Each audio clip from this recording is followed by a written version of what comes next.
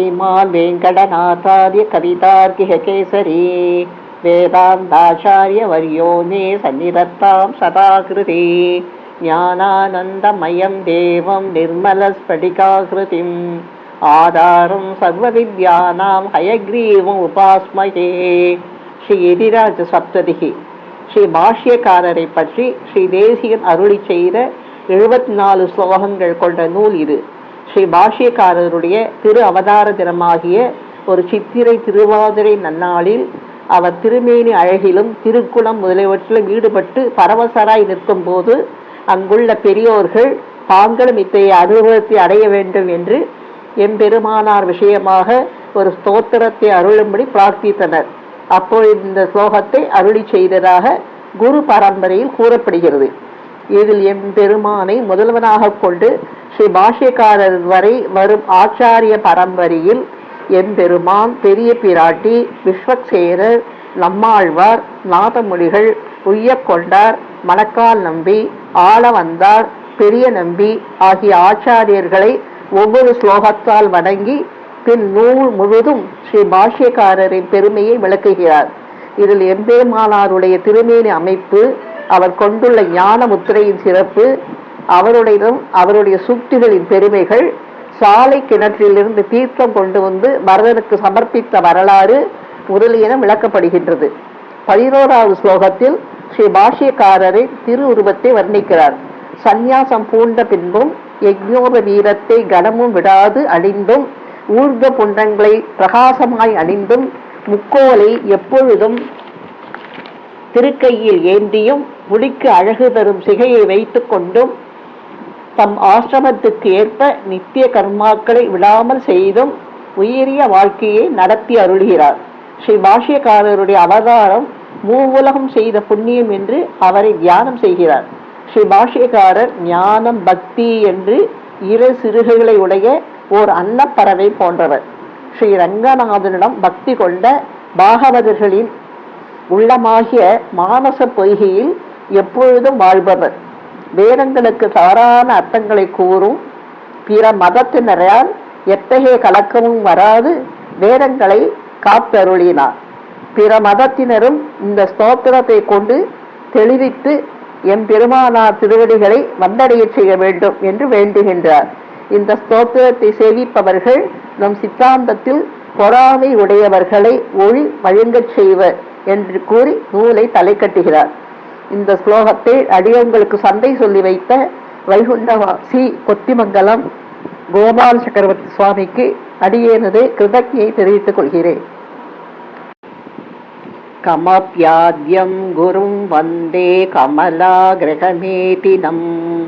பிரவக்தா சந்தசா வக்தா பஞ்சராத்ரஸ்ய யஸ்வயம்.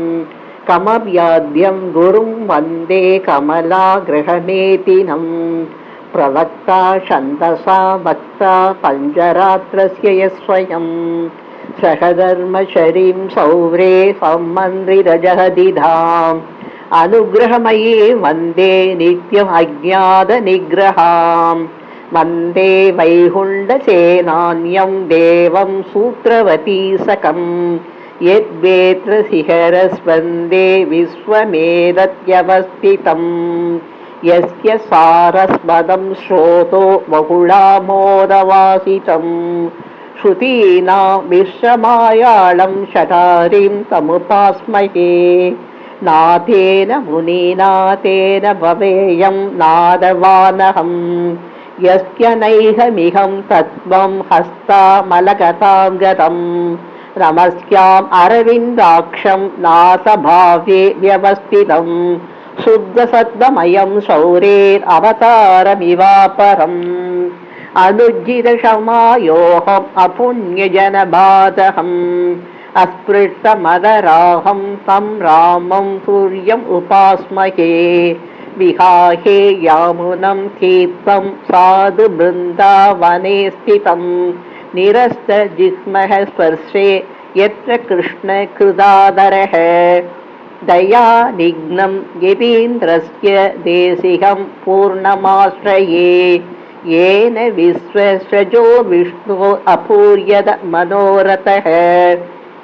प्रणामं लक्ष्मणमुनि हृदि गृह्णाद् मामहम्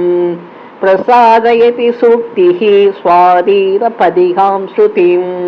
उपवीदिनमूर्ध्वपुण्ड्रवन्दम् त्रिजगत्पुण्यफलं त्रिदण्डहस्तं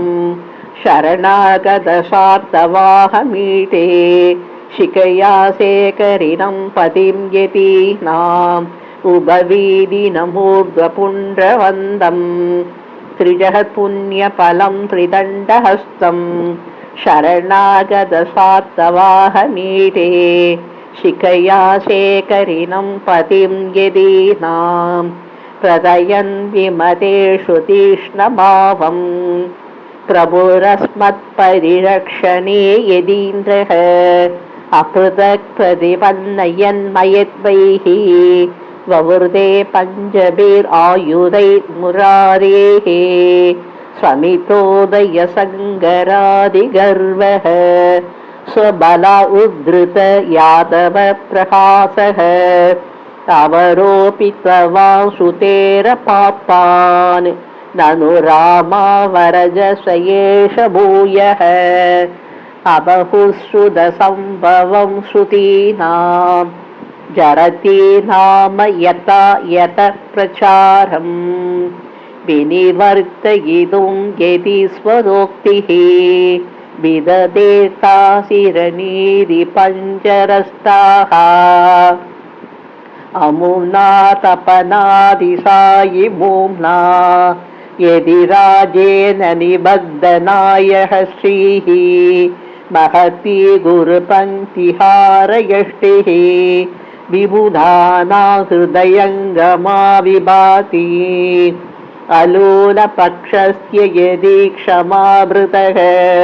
विवादिवंशे हरितत्वभक्षतम् यदुद्भवा शुद्धसुवृत्तशीतलाः भवन्ति मुक्तावलिभूषणं भुवः अनपाय विष्णुपदसंश्रयं भजे कलया कयापि कलयाभ्यनुज्झितम् अकलङ्गयोगम् अजडाशयोदयम् यदि राजचन्द्र उपरागदूरगम् अभिगम्य सम्यगनः सुमेधसः यदि चक्रवर्ति पदपद्मपत्तनम् हरिभक्तदास्यरसिहा परस्परम् क्रयविक्रयार्कदशया समिन्दते परुषादिवाद परिवादपैसुन प्रवृत्ति प्रबोध पदनीय पङ्गिला स्वदते ममात्यशुभहा सरस्वती यदि राजकीर्ति कदहैर्विशोदिता अनुकल्पभूतमुरभित्पदं सदा अजः त्रिवर्गम् अभवर्गवैभवम् चलचित्तवृत्तिविनिवर्तनौषधम् शरणं यतीन्द्र शरणं वृणीमहे स्वसितावधूतपरवादिवैभवाः निगमान्तनीरि जलदे तलस्पृशः प्रतिपादयन्ति कदिमाभवर्गिः यदि सार्वभौमपदसा कृदाशयाः मूले निविश्य महता निगमद्रुमाणाम् मुष्णन् प्रदारः भयं हृदनैः दण्डः रङ्गे सभक्तजनमानसराजहंसः रामानुज शरणमस्तु मुनिस्वयं नः सन्मन्त्रविक्षिपति संयमिनां नरेन्द्रः संसारजिग्मकमुखैः समुपस्थितं नः विश्वक्तदं विषयलोभविषं निजाभिः गाढानुभावगर्डध्वजभावनाभिः नाथस एष यमिनां नगरस्मिजालैः अन्धनिलीनम् अपनीय तमो मदीयम् विज्ञानचित्रमनहं लिगतीव चित्ते व्याख्यानखेडिरसिकेन कराम्बुजेन उद्गृह्णति उपनिषत्सु निगूढमर्थम् चित्ते निवेशयितुम् अल्पधियां स्वयं नः पश्येमलक्ष्मणमुने प्रतिपन्नहस्ताम् उन्निद्रपद्मसुभहामुपदेशमुद्राम् आहर्षणानि निगमान्तसरस्वतीनाम् उच्चारणानि बहिरन्तरुपप्लवानाम् पत्यानि घोरभवसंज्वरपीडितानाम् हृद्यानि बान्धि यदिराजमुनेर्वचांसि क्षीरस्वभावसुभहानुभवशिखावान् दोषावमर्दनियतो नदिरोषधीसः तापानुबन्धसमनतपनप्रजानाम् रामानुजो जयति संवलितत्रिधामा जयति सकलविद्यावाहिनी जन्मशैलः जनिपदपरिवृत्ति श्रान्तविश्रान्तिशाखी निखिलकुमति माया सर्वरी बालसूर्यः निगमजलति वेला पूर्णचन्द्रो यदीन्द्रः मुनिबहुमदसारा मुक्तिनिष्ठेनिकेयम् सहृदय हृदयानां शाश्वतीरिष्टसिद्धिः समिदधुरिदगन्धा संयमीन्द्रस्य सूक्तिः परिषिदगहनानप्रश्नुवीरप्रसादम् भवमरुपरिखिन्न स्फीरपानीयसिन्धुः दुरितरहितजिह्वा दुःखकुल्यासकुल्या श्रुतिनयनसनाभिसोपदे लक्ष्मणोक्तिः नरः मतनसेवास्वादनाडिन्दमानः हरिपरमहरन्दस्यन्तिनः संश्रितानाम् अनुकदबहुशाखातापमुन्मूलयन्ति समिदधुरिदगन्धा संयमीन्द्रप्रबन्धाः कदकजनमनीषा कल्पना कल्पवृक्षाः नानाभूतैर्जहति समयैर्नर्मनीलां विविस्सोः अन्त्यं वर्णं प्रदयति विभोरादिमव्यूहभेदे विश्वं त्रातुं विषयनियतं व्यञ्जिदानुग्रहः सन् विश्वक्सेनो यदिपतिरभूत् वेत्रसारस्त्रिदण्डः लक्ष्यं बुद्धेरसिकरसनालास्यलीलानिदानम् शुद्धास्वादं किमपि जहति श्रोत्रदिव्यौषधं नः लक्ष्यालक्ष्यैसिदजलदिवद्भाति तात्पर्यरत्नैः लक्ष्मीकान्तस्फटिकमुहुरो लक्ष्मणार्योपतेस्तः स्थितिमवधीरयन् यदि मनोरथसिद्धिमतिं यदिपदि सम्प्रदाय निरपाय तनोपचिताः मधुकरमौलिदग्नमदगन्धुरदन्दिगडा करडकटाहवाहि गणसीकरसीभरिता नृपतिरङ्गवृत्तिरसिका नभिताण्डवयन् निगमविमर्शकेडिरसिकैर्निबुधैर्विदृदः गुणपरिणक्तसूक्तिदृढकोनविघटनया रडति दिशामुखेषु यदिराजयसः पडगः इदं प्रथमसम्भवत् कुमतिजालकूलं कषाः मिषामदविषानलज्वलितजीवजीवातवः शरण्यमृगमक्षरं यदि पुरन्दरस्योक्तयः शिरन्दर सरस्वती शिकुरबन्ध सैरन्द्रिकाः सुदासन सुदुर्ग्रह श्रुतिसमष्टिमुष्टिन्दयः कदाहवमसौगतान् कपटसौहदान् खण्डयन् मुनिर्मनसि लक्ष्मणो मुदमुदञ्जयद्यञ्जसा मुकुन्दगुणमुक्तिः प्रकरसुक्तिभिः सूक्तिभिः कबर्द्रिमदकर्दमं कपिलकल्पनाबाहुरां दूरत्ययमदीत्य तद्बृहिण तन्द्रयन्द्रोदरम् कुदृष्टिकुहना मुहे निबतद परब्रह्मणः करग्रहविचक्षणो जयति लक्ष्मणोऽयं मुनिः गणादपरिपाडिपि कपिलकल्पना नाडकैः कुमारिलघुभाषितैर्गुरुनिबन्धन ग्रन्थिभिः तदागत कदाचतै तदनुसारि जल्पैरपि प्रदारितमिदं जगत् प्रगुणितं यदीन्द्रोक्तिभिः कथा कलह कौतुह ग्रहगृहीर कौतस्कुत प्रदा जलति संब्लव प्रसन्न कुम्भ सम्भूतयः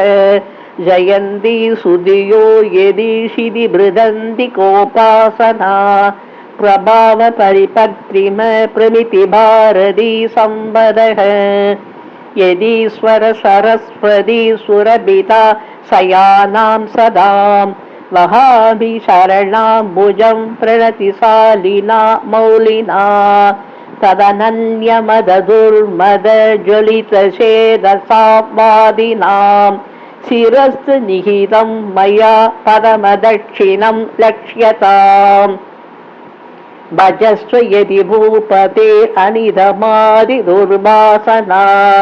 कदत्व परिवर्तन श्रमनिवर्तनीं लभस्य हृदय स्वयं प्रदपदायुधानुग्रह दृढ प्रहृति निस्फुट दुरिदुर्वृतिं निर्वृतिं कुमति विहित ग्रन्थ ग्रन्थि प्रबोध पदान्तर गहिल मनस पश्यन् वल्पां यदीश्वर भारतीं विगडमुरभित् वक्षपेडी परिष्करणोचितः कुलगिरि तुलारोहे भावी कियानिव कौस्तुभः सविर निगमस्तोमशेयां यदीश्वर भारतीं कुमति पणिति क्षोभ क्षीबा शिबन्धु भजन्तु वा रसपरिमलश्लाघा घोष स्फुटपुटभेदनम्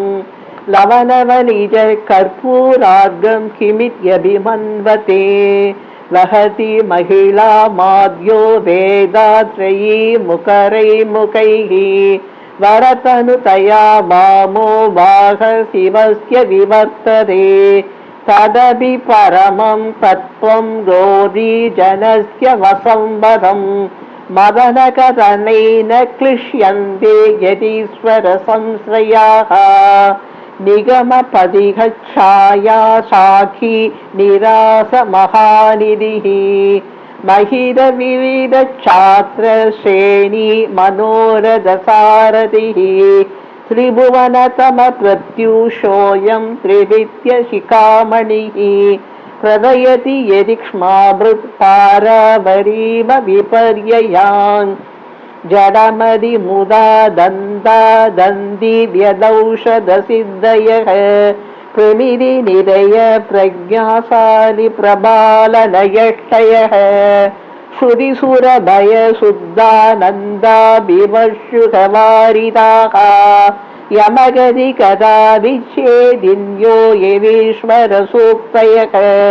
प्रतिकलमिह प्रत्यक्तत्वावलोकनदीपिकाः यदि परिमृड ग्रन्था छिन्दां निरन्तरयन्दिनः अकलुष परज्ञानौत्सुक्य श्रुतादुरदुर्दशा परिणतफल प्रत्यासीदद्बलेग्रकि सुग्रगाः मुहुन्दाङ्घ्री श्रद्धा कुमुदवन चन्द्रातपनिभाः मुमुक्षाम् अक्षोभ्यां ददति मुनिबृन्दारगगिरः स्वसिद्धान्त द्वान्त शिरकुतुह दुर्वादिपरिषत् दिवाबीद प्रेषा दिनकर समुत्थान परुषाः निराबाधा बोधायन पणिति निष्यन्द सुभगाः विशुद्धोपन्यास व्यदिभितुर शारीरकनयाः अकुण्डै कल्पन्ते यदिपति निबन्धा निजमुखैः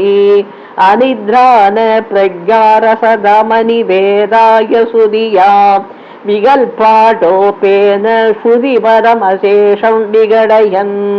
यदृच्छा निर्दृष्टे यदि नृपति शब्दे विरमति विदण्डाहङ्कुर्वप्रतिकतः वेदण्डप्रदना वियाद व्यापार व्यधिमतन संरम्भकलकः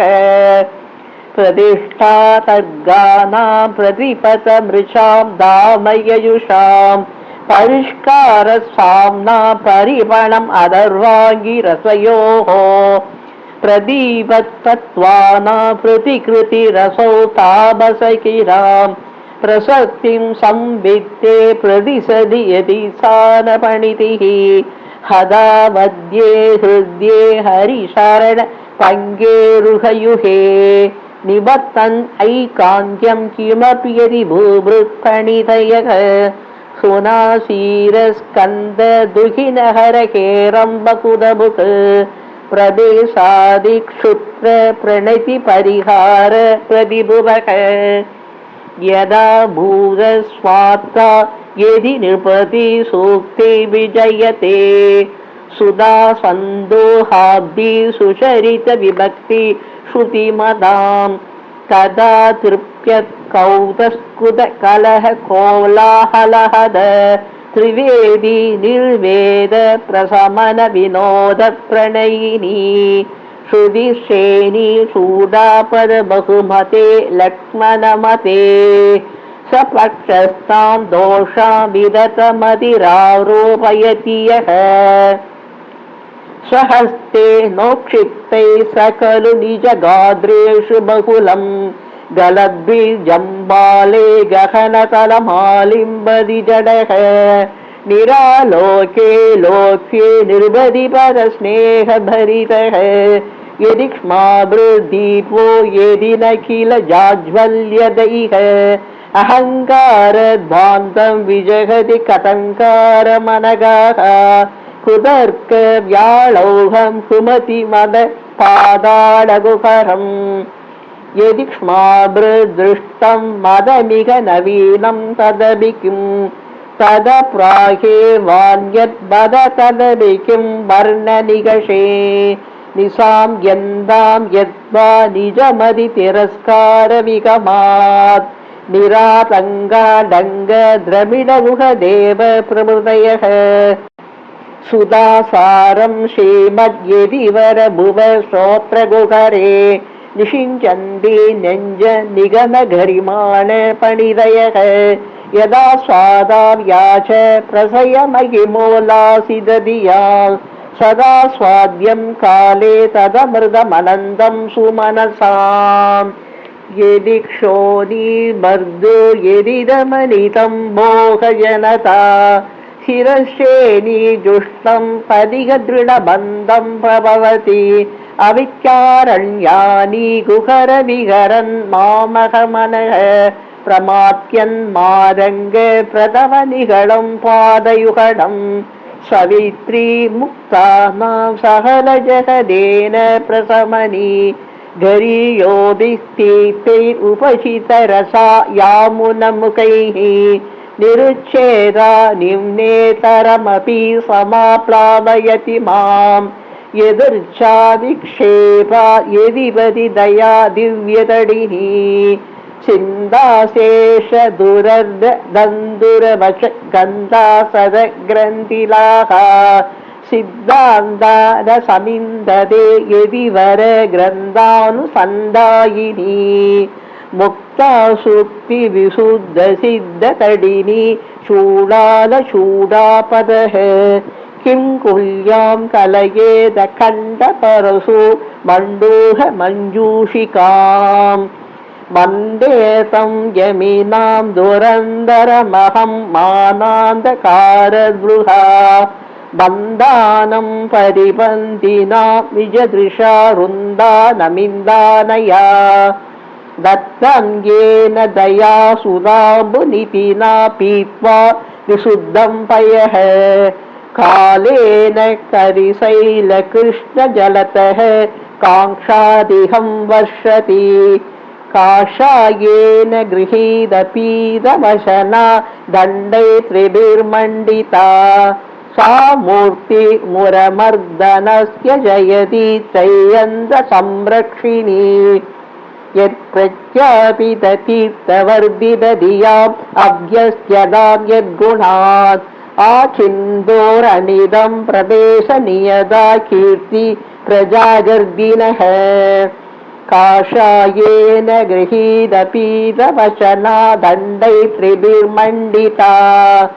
सा मूर्तिर्मुरमर्दनस्य जयति त्रय्यन्तसंरक्षिणी यत्प्रत्यापिततीर्थवर्धितधियाम् अभ्यस्यतां यद्गुणात् आचिन्दोरनिदं प्रदेशनियता कीर्ति प्रजागर्दिनः लिप्से लक्ष्मणयोहिन पदैहं रत्या पराहच्छटा रक्षारोपणधन्यसूरिपरिषत् सीमन्दसीमान्दिकम् भिक्षापर्यटनक्षणेषु बिभरा चक्रे गलगिल्बिषा यद्विन्यासमिषेण पत्रमहरी मुद्रां समुद्राम्बरा नानातन्त्रविलोभितेन मनसा निर्नीतदुर्नीतिभिः कष्टं कुत्सिददृष्टिभिर्यदि पतेरादेश वैदेशिकैः यासुहासपदीकृत परिहृत प्राचेदसच्चेरसः क्लृप्तकेलि सुख सचमुदा बाधाय मोदायनः अत्यातिष्ठति मामिका मतिरसा माजन्म राजन्वती तत्या संयमिना मनेन जहदा मद्याहितच्चेरिना यस्सारस्वतदुक्तसागरसुता सिद्धौषधात्वादिनाम् प्रस्वापाय नमो ब्रवीरि भगवन्माया महायामिनी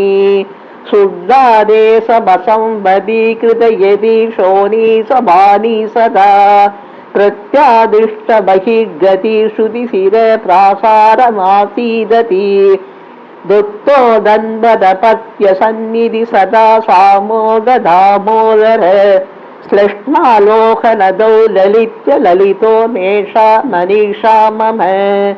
आस्तां नाम यतीन्द्रपत्तदिजुषा माजानशुद्धामदिः तच्छार्याज विलग्नमुग्धमधुरं सारस्वतं शाश्वतम्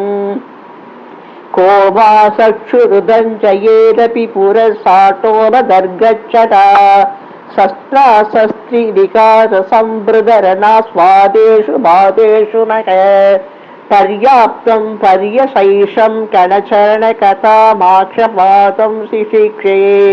मीमांसा मांसलात्मा समजलिषि मुहुः साख्ययोगौ समाख्यम्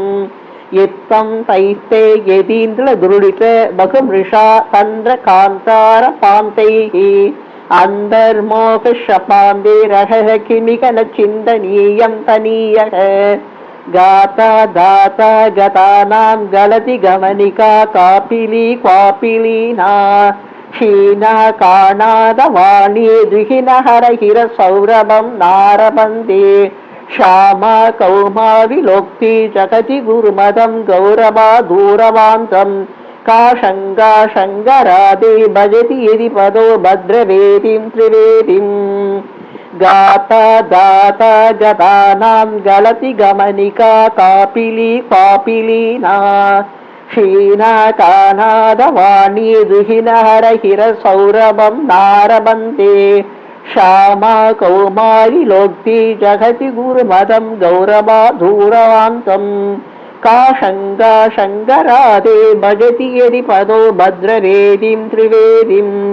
विश्वव्यापिन्यगाति इति यस सम्पदे कार्णवेस्मिन् श्रद्धा शुद्धावगाहै शुभमदिभिरसो वेङ्कटेशोऽभिषिक्तः प्रज्ञा दौर्जन्य गर्ज प्रतिकरकपशस्थूलमातूलभृत्या सप्तत्या सारवत्या समदनुत सतां प्रीतिमेतां समेताम् आसा मदङ्गज गणान विषह्य देहात् पादे यदीशिति मृद प्रसभं निरुन्दन् कार्य कदाहव कुतूहलिभिः परेषाम् कर्णे स एष कवितार्किक सिंहनाथः आसामदङ्गजगनान विषह्य वेहान् पादे यदीशिति मृद प्रसभं निरुन्दन् कार्य कदाहव कुतूहलिभिः परेषाम् कर्णे स एष कवितार्किक सिंहनाथः उपसमित कुत्सृष्टि विप्लवानाम् उपनिषता उपचार दीपिकेयम् कबलित बहवद्विभूतियुह्मान् दिशतु मतिं यतिराज सप्ततीर्णः उपसमित कुत्सृष्टि विप्लवानाम् उपनिषता उपचार दीपिकेयम् कबलित बहवद्विभूतियुह्मान् दिशतु मतिं यतिराज सप्ततीर्णः करतलामलकीकृतसत्पताः श्रुतिवदंसि दसूनृदसूक्तयः दिवसतारकयन्ति संवत्सरान् यदि पुरन्दर सप्तदिशातराः करतलामलकीकृतसत्पताः श्रुतिवदंसि दसूनृदसूक्तयः दिवसतारकयन्ति संवत्सरान् यदि पुरन्दर सप्तदिशातराः कवितार्किक सिंहाय कल्याणगुणशालिने श्रीमते वेङ्कटेशाय वेदान्त गुरवे नमः वादिविमशिरोभङ्ग पञ्चानन पराक्रमः श्रीमान् वेङ्कटनाथार्य शिरं विजयतां भुवि श्रीमते निगमान्त महादेश